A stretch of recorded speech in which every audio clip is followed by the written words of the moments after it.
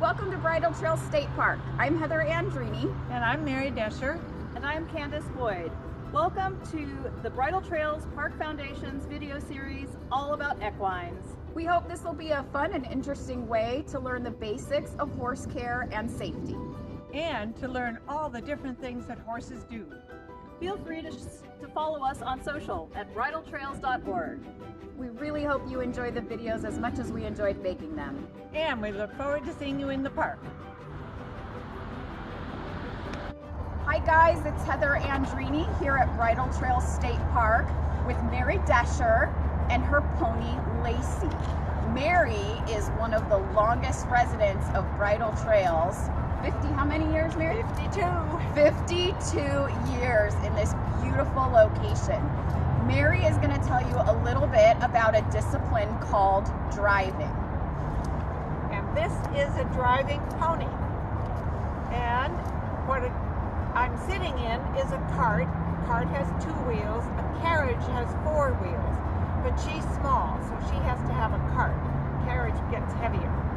And what is interesting about the way the carriage is attached to her is everything is easily undone.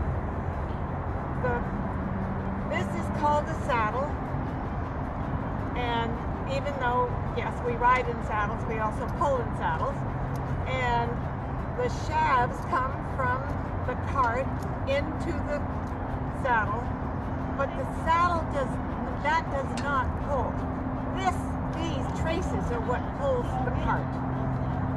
And then going downhill, it's kind of interesting. This strap here is called a bridle. And as you go downhill, it holds the cart back. You see what Heather's talking about there? Yeah.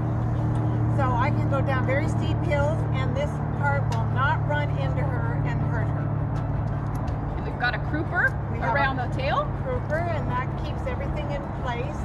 These are lines. Which, when you're riding a horse on the back, would be the equivalent of reins. Yeah. Still attached to the horse's bit. And the horse has the the bridle. one thing that people ask all the time, what are these things up by her eyes? Well, let me explain that horses are what's called flea animals. If something startles them from behind, they will take off, like it might be a cougar coming at them. So what the blinkers do, they keep a lot of visual stuff that happens behind her so she doesn't know it's happening. And it makes for a safer situation.